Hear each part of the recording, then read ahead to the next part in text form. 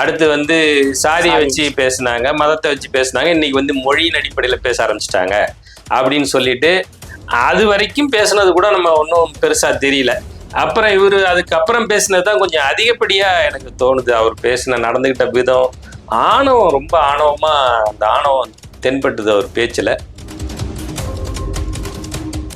ஏன்னு தெரியல, ஏற்கனவே அது நிறைய ட்ரோல் ஆயிடுச்சு. அதை பார்த்து ஏற்கனவே கோவத்துல இருந்தாரா, அதுக்கு ஆன் டாப் ஆஃப் இட் இவர் பேசும்போது அது இன்னும் கொஞ்சம் அவரை தூண்டிச்சா அப்படிங்கிறது தெரியல. பட் எது எப்படி இருந்தாலும் அந்த பேச்சுங்கிறது, அந்த நீங்க அவர் நடந்து கொண்ட விதம்ங்கிறது, அந்த பாடி லாங்குவேஜ்ங்கிறது சற்றும் ஏற்றுக்கொள்ள முடியாத ஒன்று. எங்களுடைய பிரதிநிதிகள் தான் அங்க இருக்கிறாங்க. அப்ப நீங்க அவங்களுக்கு கட்டுப்பட்டு தான் பேசணும். அதுக்காக நீங்க உங்களுக்கு அடிமை சாசனம் எழுதி தரலாம் யாரும் இங்க சொல்லல. நீங்க இவ்வளவு ரைஸ் பண்ணி பேசுற அளவுக்கு அங்க ஒர்த்து இல்லைன்ற நம்ம. நீங்க ஒரு பொறுப்பான இடத்துல இருக்கிறீங்க. அதனால இது வந்து ரொம்ப கவனத்தோடு நீங்க பேசணும். ஒரு அரிய வாய்ப்பு மக்கள் கொடுத்திருக்கிறாங்க உங்களுக்கு.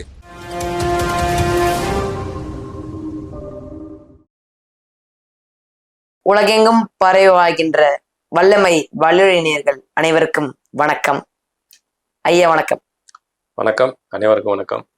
ஐயா, நேற்று பாத்தீங்கன்னா சட்டசபையில நம்ம தமிழ்நாட்டோட நிதித்துறை அமைச்சர் வந்து மரிய வில்சன் வந்து ரொம்ப ஆவேசமா பேசியிருந்தாரு. எதற்கு அவ்வளவு ஆவேசம், எதுக்கு அவ்வளவு ஒரு கோபத்தோட பேசினாரு, என்ன காரணம் அதுக்கு? ஆமா, நேத்து வந்து பட்ஜெட் மீதான விவாதம் தொடர்ச்சியா போன வாரத்திலேருந்து நடக்குது. இந்த வாரமும் நடந்துகிட்டு இருக்கு. நேத்து இன்னைக்கு எல்லாம் நடந்துகிட்டு இருக்குது. அப்படி விவாதம் நடக்கும்போது கடையநல்லூர் தொகுதியினுடைய சட்டமன்ற உறுப்பினர் நினைக்கிறேன், அவர் முதல் முறையா சட்டமன்ற உறுப்பினர் ஆயிருக்கிறாரு. அதோடைய முதல் பேச்சு போல இருக்குது. அவர் பேசும்போது நல்ல தெளிவாக தான் பேசுறாரு. அவர் வந்து ஒரு பக்குவமான ஆள் மாதிரி தான் தெரியுது. அவர் என்னன்னா கொஞ்சம் தமிழ் ஆர்வம் உள்ளவர் மாதிரி தெரியுது. பேச்சாளர் அந்த மாதிரி கேட்டகரியில் இருக்கிறதுனால அவர் பேசும்போது சொல்லியே சொல்றாரு. நீங்க ஆங்கிலத்தில் பேசும்போது ரொம்ப புலமையோடு பேசுற மாதிரி இருக்குது, ஆனா தமிழ்ல பேசும்போது கொஞ்சம் திணறீங்க. ஒரு நிதிநிலை அறிக்கை தாக்கல் பண்ணும்போது மக்களுக்கு அது வந்து தெளிவா போய் சேராது அப்படிங்கிற அடிப்படையில் தான் அவர் சொல்லியிருப்பார். ரொம்ப கேலி பண்ணி சொன்னாருன்னு அதை சொல்லிட முடியாது. ஒரு அக்கறையின் அடிப்படையில ஒரு நிதியமைச்சர் அப்படிங்கும் போது, ஒரு நாட்டினுடைய நிதியமைச்சர் நீங்க நிதியமைச்சர் நிதிநிலை அறிக்கையை தாக்கல் பண்றீங்க அப்படிங்கும் போது அது 1-2 வார்த்தை எல்லாருக்குமே திணறும். சில சமயத்துல எவ்வளவு பெரிய ஆளுகளுக்குமே அது திணறி இருக்குது. அது இவர் வந்து இப்பதான் புதுசு, 2 பேருமே புதுசு. அந்த சட்டமன்ற உறுப்பினரும் புதிய உறுப்பினர், இவருமே புதிய உறுப்பினர் சட்டமன்றத்துக்கு. கூடுதலா இவரு அமைச்சர் வேற. அப்போ இது ஒரு கூடுதல் பொறுப்பு இது வந்து. அப்போ உங்களுக்கு இந்த மாதிரி சமயங்கள்ல ஒரு புதிதா ஒரு வாய்ப்பு கிடைச்சிருக்கு, அதை சரியா பயன்படுத்தணும். இப்ப இந்த அமைச்சர்களா இருக்கிற அத்தனை பேருக்குமே இன்னைக்கு நேற்று இவர் பேசுனதை வந்து ஒரு பாடமாவே எடுத்துக்கலாம். ஏன்னு கேட்டீங்கன்னா, அவர் ஆரம்பிக்கும் போது இவர் சொல்லி முடிச்சுட்டு அடுத்தது பதில் சொல்லும் போது கடலூர் எம்எல்ஏ பேசி முடிச்சுட்டு உட்கார்றாரு. அதுக்கு பதில் சொல்ற விதமா மரிய வில்சன் வந்து எந்திரிச்சுன்னு பேசுறாரு. அவர் ஆரம்பிக்கும் போதே பாத்தீங்கன்னா, பேரவைத் தலைவர்களே, நான் வந்து ஒரு பேஸ்கெட் பால் பிளேயர், எனக்கு அஃபென்ஸும் ஆட தெரியும், டிஃபென்ஸும் ஆட தெரியும், அப்படி இப்படின்னு பேசுவாரு. அப்புறம் சொல்லிட்டு, இந்த சட்டமன்றத்துல நானும் ரொம்ப நாளா கவனிச்சுக்கிட்டு இருக்கிறேன், முதல்ல வந்து உருவ கேலி பண்றாங்க, பொதுவா சொல்றேன் அப்படின்னே சொல்லுவாரு. உருவ கேலி பண்ணாங்க, அடுத்து வந்து சாதியை வச்சு பேசினாங்க, மதத்தை வச்சு பேசினாங்க, இன்னைக்கு வந்து மொழியின் அடிப்படையில பேச ஆரம்பிச்சிட்டாங்க அப்படின்னு சொல்லிட்டு அது வரைக்கும் பேசுனது கூட நம்ம ஒன்றும் பெருசா தெரியல. அப்புறம் இவர் அதுக்கப்புறம் பேசினதுதான் கொஞ்சம் அதிகப்படியா எனக்கு தோணுது. அவர் பேசின நடந்துகிட்ட விதம் ஆணவம், ரொம்ப ஆணவமா அந்த ஆணவம் தென்பட்டுது அவர் பேச்சுல. நான் வந்து பார்ன் கிறிஸ்டின், நான் வந்து பைபிளை படிச்சவன். சரி, என்ன பண்ணணும் இப்ப அதுக்கு? நீங்க பார்ன் கிறிஸ்டியனு, சரி, நீங்க வந்து பைபிளை படிச்சீங்க, என்ன பண்ணும் உங்களுக்கு? என்ன இப்ப பாராட்டு விழா நடத்தணுமா? அல்லது நீங்க பார்ன் கிறிஸ்டியனா இருந்து நீங்க பைபிளை படிச்சவர் அப்படிங்கிறதுக்காகவே நீங்க இந்த மாதிரி தப்பு தவறுமா பேசுவீங்க? அதை யாரும் சுட்டியே காட்டக்கூடாது உங்களுக்கு. நீங்க அது வந்து எப்படி ரிசீவ் பண்ணிக்கிறீங்கிற அந்த போக்கை பார்த்தாலே தெரிஞ்சிடும். அவங்களுடைய மனநிலை எப்படிப்பட்டவங்கன்னு பார்த்தா தெரிஞ்சிடும். அவர் ரொம்ப ஆணவத்தோட பேசுறாரு. அதுல வந்து அது வந்து பேசும்போது, நான் ஆங்கில வழி கல்வியில படிச்சவன், எனக்கு ஆங்கிலம் தான் நிறைய தெரியும், தமிழ் தெரியாது. இது நீங்க என்ன பண்ணிருக்கலாம், நீங்க நிதிநிலை அறிக்கை தாக்கல் பண்ணும்போதே இதை ஒரு இதாவே சேர்த்து சொல்லியிருக்கலாம். என்னுடைய பேச்சுல அங்கங்க சில திணறுகள் வரும், ஏன்னா நான் தமிழ் வழி கல்வியில படிக்கல, எனக்கு கொஞ்சம் வராது, எனக்கு நாக்கு கொஞ்சம் திரண்டு வராது தமிழுங்கும் போது. தமிழுக்கு அழகே ழகரம் தான், எல்லாத்துக்குமே நீங்க அதெல்லாம் கொஞ்சம் உச்சரிப்பு எல்லாம் சரியா இருந்தாதான் சரியா இருக்கும். அப்ப அதை சொல்லியிருந்தீங்கன்னா இந்த பிரச்சனையே வந்திருக்காது. நீங்க பேசிட்டீங்க, சரி, அதுக்கப்புறம் அது விமர்சனமும் ஆயிடுச்சு. அது விமர்சனத்தை ஒரு சட்டமன்ற உறுப்பினர் எந்திரிச்சு சுட்டி காட்டுறாரு, அது ஒரு நாகரிகமா தான் சொன்னார். அவர் ஒன்றும் தப்பா சொல்லிட்ட மாதிரியும் தெரியல. அதுல அப்படி சொல்லும் போது அதை ஏற்றுக்கொள்ற பக்குவம் இவர்கிட்ட இல்ல. அது ஏன்னு தெரியல. ஏற்கனவே அது நிறைய ட்ரோல் ஆயிடுச்சு. அதை பார்த்து ஏற்கனவே கோவத்துல இருந்தாரா, அதுக்கு ஆன் டாப் ஆஃப் இட் இவர் பேசும்போது அது இன்னும் கொஞ்சம் அவரை தூண்டிச்சா அப்படிங்கிறது தெரியல. பட் எது எப்படி இருந்தாலும் அந்த பேச்சுங்கிறது, அந்த நீங்க அவர் நடந்து கொண்ட விதம்ங்கிறது, அந்த பாடி லாங்குவேஜ்ங்கிறது சற்றும் ஏற்றுக்கொள்ள முடியாத ஒண்ணு.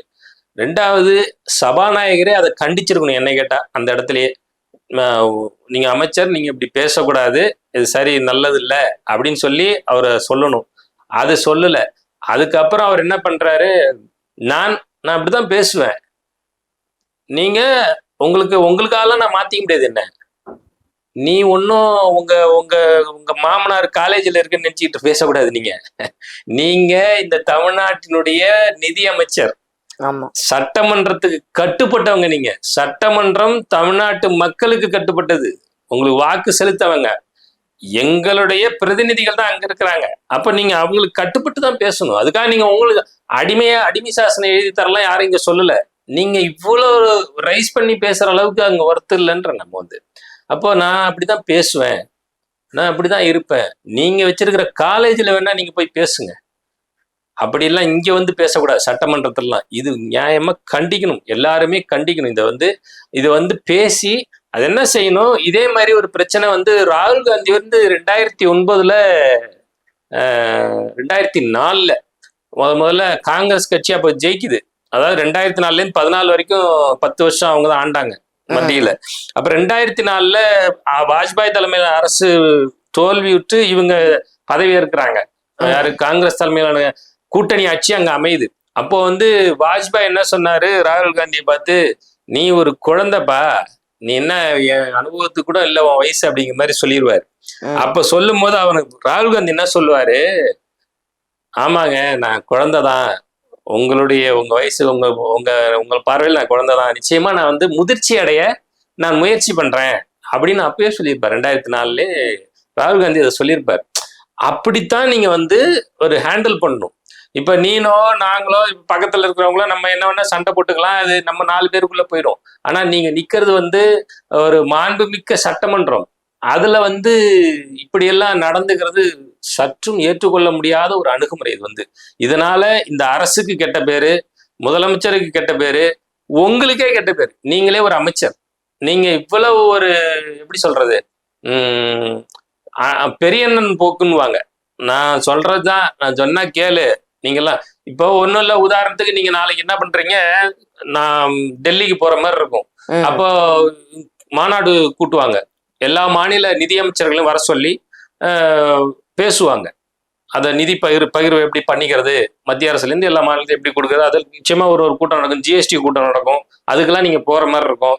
அங்க போயிட்டு நீங்க ஏதாவது திணறீங்க, இல்லை இது மாதிரி ஏதோ உங்களுக்கு பிடிக்காத சில சம்பவங்கள் நடக்குது அப்படின்னா அங்க நின்றுட்டு அப்படிலாம் பேச முடியாது. அங்க போய் நின்றுட்டு நான் அப்படிதான் இருப்பேன், நீங்க உங்களுக்காகலாம் நான் பண்ண முடியாது அப்படின்லாம் பேசக்கூடாது. அது தனிநபராக ஒரு தனி மரிய வில்சனாக இருக்கிற வரைக்கும் அது வேற மாதிரி. அதுவே நம்ம தவறு. ஆக்சுவலா நீங்க ஒரு விஷயத்த சொல்றீங்கன்னாவே மற்றவங்களுக்கும் கொஞ்சம் ஏற்றுக்கொள்கிற விதத்துல பேசணும். உங்களுக்கு நிறைய வாய்ப்பு இருக்குது, நீங்க ஒரு பொறுப்பான இடத்துல இருக்கிறீங்க. அதனால இது ரொம்ப கவனத்தோடு நீங்க பேசணும். ஒரு அரிய வாய்ப்பு மக்கள் கொடுத்துருக்குறாங்க உங்களுக்கு. எவ்வளோ பேரு இந்த வாய்ப்புக்கெல்லாம் இயங்கிக்கிட்டு இருக்கிறாங்க. எப்படியா சட்டமன்றத்துக்குள்ள போயிட மாட்டோமா, நம்ம அங்க போய் இதெல்லாம் பேச மாட்டோமா நினைச்சிட்டு இருந்தவங்களுக்கெல்லாம் யாருக்கும் கிடைக்காத வாய்ப்பு உங்களுக்கெல்லாம் கிடைச்சிருக்குது. அதை நீங்கள் ஜாக்கிரதையா பயன்படுத்தணும். இவ்வளவு ஆணவம்லாம் கூடவே கூடாது. அது நிச்சயமா கண்டிக்கத்தக்கது. எனக்கு தெரிஞ்சு பாரதிய ஜனதா கட்சியிலேருந்து கண்டிச்சிருக்கிறாங்கன்னு நினைக்கிறேன். நயினார் நாகேந்திரன் கண்டிச்சிருக்கிறாரு. இதை எல்லாருமே இதை ஒரு கண்டிக்கிறதுனா இது எதுக்குன்னா எதிர்ப்பு தெரிவிக்கிறதுன்னு அப்படி எடுத்துக்கூடாது. இதை மோல்டு பண்றது.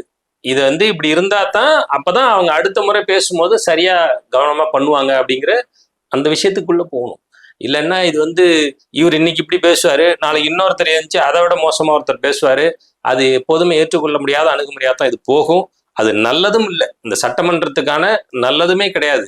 அதான். ஆனா அப்ப நல்ல வேலையா வந்து அந்த பக்கம் ஏவாவேலு முன்னாள் அமைச்சர் ஏவாவேலு எந்திரிச்சு நின்று அழகா நியூட்ரலைஸ் பண்ணியிருப்பாரு. அது வந்து ரெண்டு பேருமே சமாதானப்படுத்துற மாதிரி நம்முடைய உறுப்பினரும் ஒரு முதல் முறை சட்டமன்றத்துக்கு வந்திருக்கிறாரு. கன்னி பேச்சு அவருக்கு. கன்னி பேச்சுன்னா முதல்ல பேசுறது பேர் கன்னி பேச்சு. இந்த கன்னி பேச்சு அவரது. நான் வந்து அவரு அண்ணன் மருமம் அவரு ஜேபிஆர் சொல்றாரு. அவரு ஜேபிஆர் வச்சு சொல்றாரு இவரு நம்ம மரியவில்சனை. ஜேபிஆரோட மருமகன் தானே அவரு. அதனால அப்படி சொல்லும் போது நான் அப்பவே பார்த்திருக்கிறேன், தம்பி இப்படித்தான் இவர்தான் பேசுவாரு எனக்கு தெரியும், அதனால அதெல்லாம் யாரும் குறை சொல்ல, நீங்க அப்படி தவறான நோக்கத்துல எடுத்துக்காதீங்க, சரி விட்டுருவோம் அப்படின்னு சொல்லி ரொம்ப அழகா நியூட்ரலைஸ் பண்ணியிருப்பாரு. அதை அப்படி அது மாதிரியான அணுகுமுறை தான் இங்க தேவைப்படுது. அங்க போய் சண்டை போட்டுக்கிட்டு இருக்க கூடாது ஒருத்த முன்னாடி. வாத பிரதிவாதங்கிறது வேற, சண்டை போடுறதுங்கிறது வேற. அப்போ அதை வந்து நிச்சயமா பக்குவப்படுத்தணும் அவருக்கு. இது பக்குவப்படுத்தும்னு நான் நம்புறேன். நிச்சயமா அதை நம்ம பார்ப்போம். பார்க்குற மக்கள் அனைவரும் லைக், ஷேர், கமெண்ட் மற்றும் சப்ஸ்கிரைப் பண்ணிருங்க. இப்போ உங்களுக்கு ஏதாவது தலைப்புல காணொளிகள் வேணும்னாலும் மறக்காம எங்களுக்கு கமெண்ட் செக்ஷன்ல சொல்லுங்க. அதை பத்தியும் நாங்க விரிவா சொல்லுவோம். சப்ஸ்கிரைப் பண்ணிக்கோங்க. நன்றி.